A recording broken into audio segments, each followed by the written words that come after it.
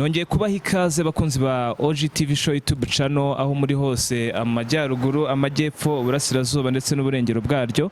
Abari mu mujyi wa Kigali mwese tubanje kubaha ikaze kuri yago-tv YouTube channel.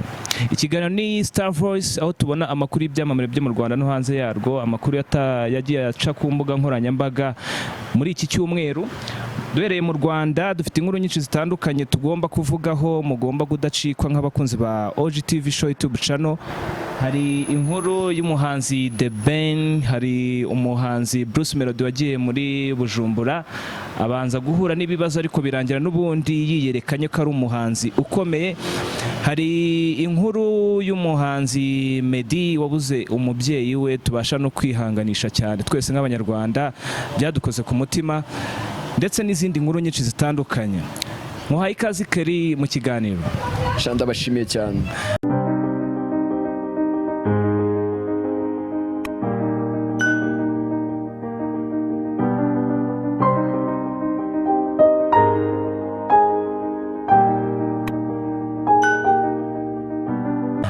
Twahera ku nkuru ya Bruce-Melodie.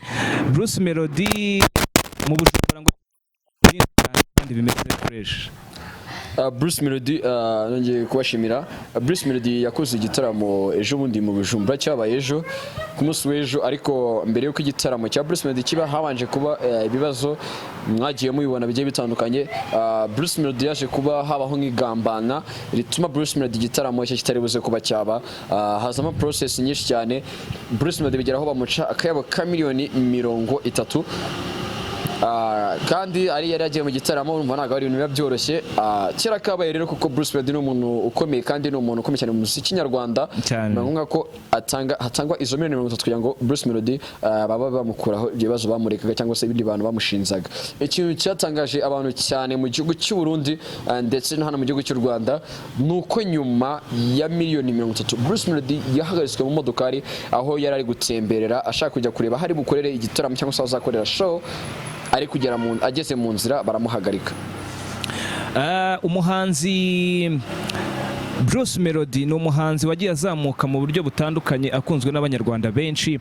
Bivuga ko yagiye atangira umuziki, tubyumvikaneho neza abantu batazi ukuntu yagiye azamuka. Bruce-Melodie yakuriye i Kanombe, atangira ari producer ndetse akunda injyana ya hip hop. Hip hop ni injyana buri akunda, niyo mpamvu abantu benshi bavuga ko akunda kwambara nk'umuraperi. Bruce-Melodie yazamuye ibendera ry'igihugu, azamura umuziki nyarwanda kugeza ubwo muri East Africa atangiye gukorana na ba Harmonize, atangiye gukorana n'abahanzi benshi batandukanye ba Eddy Kenzo. Bivuze ko ari kwagura imbibi z'umuziki nyarwanda. Bruce-Melodie uko bigaragara ni ibintu bigaragara cyane. Bruce-Melodie indirimbo yakoranye na Eddy Kenzo irari indirimbo yerekanye cyangwa se yagaragaje ko bimeze kose muzika nyarwanda imaze ko yafata indi ntera, kuko urabona na bano bastari dufite babanje kugaragara mu gihugu cy'u Rwanda nk'aba Meddy n'abandi bose, uburyo umuziki wabo ukorwaga mu gihe cyabo. Bruce-Melodie akimara kuza ni umuntu waje ubona ko afite kime, afite experience mu muziki yagiye kuba yakora, bibasha kuba yatuma atangira kugera mu bihugu bigiye bitandukanye, ahura n'abandi bigera nahakorana indirimbo na Eddy Kenzo ariyo mwabonye, akaba indirimbo akunzwe n'abantu benshi cyane, na n'ubu ngubu akaba afite andi makrabo n'abandi bagiye batandukanye muri Eastern Africa. Okay.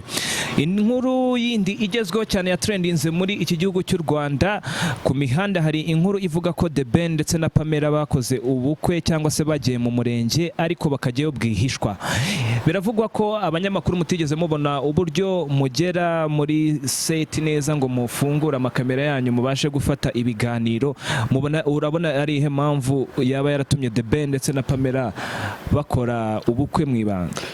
Njyewe uko mbibona cyangwa se uko bizanagaragara ni ibintu mbabwiye benshi cyane bashaka kuza kwifata nabi, ariko Pamella afite inda ya The Ben.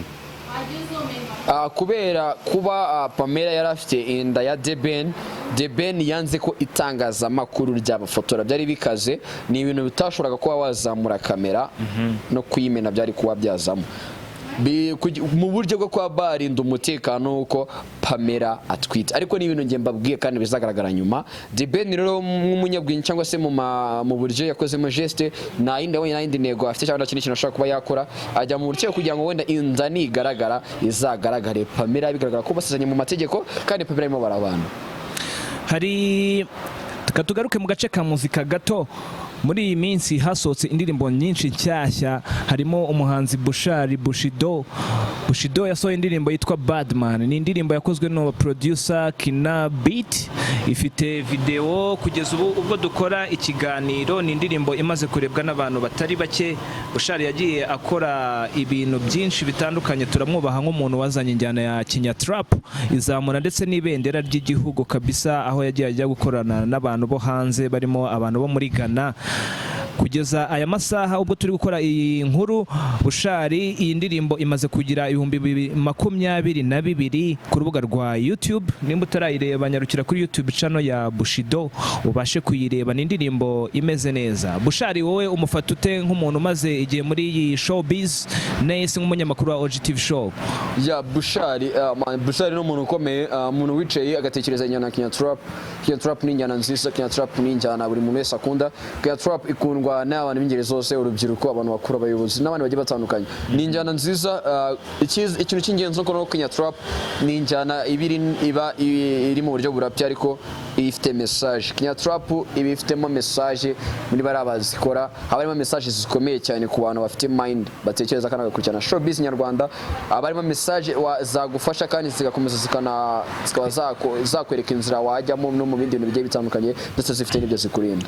Akenshi yibanda ku buzima bw'abantu cyangwa se stories z'abana baba ku mihanda.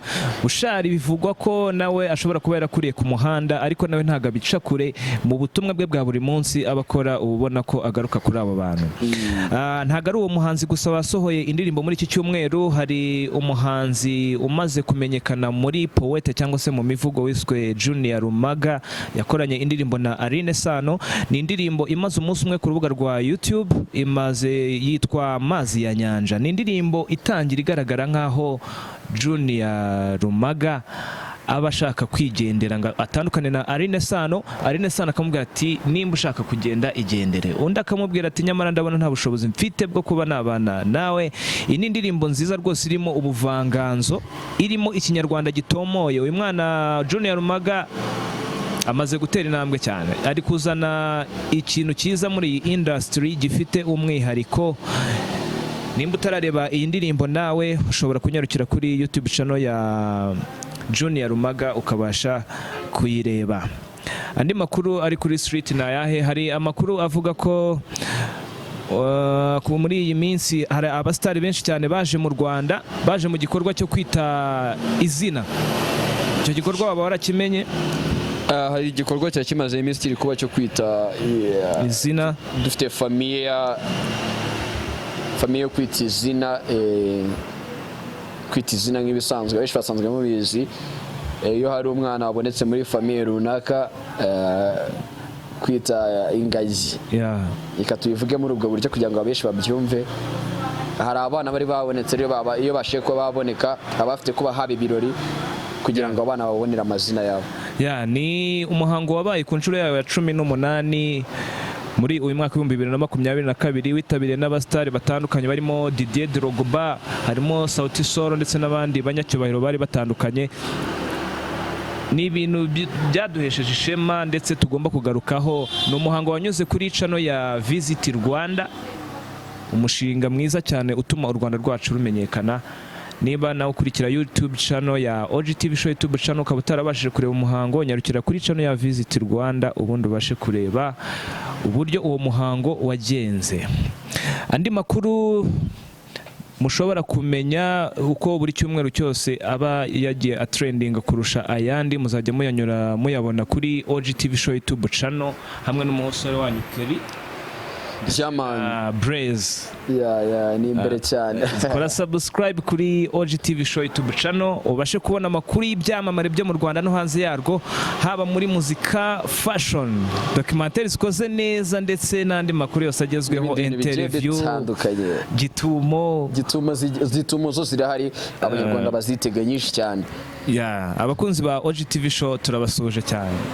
Kora subscribe, like, share, comment, tuwane neza migana bigiye bitandukanye. Ciao.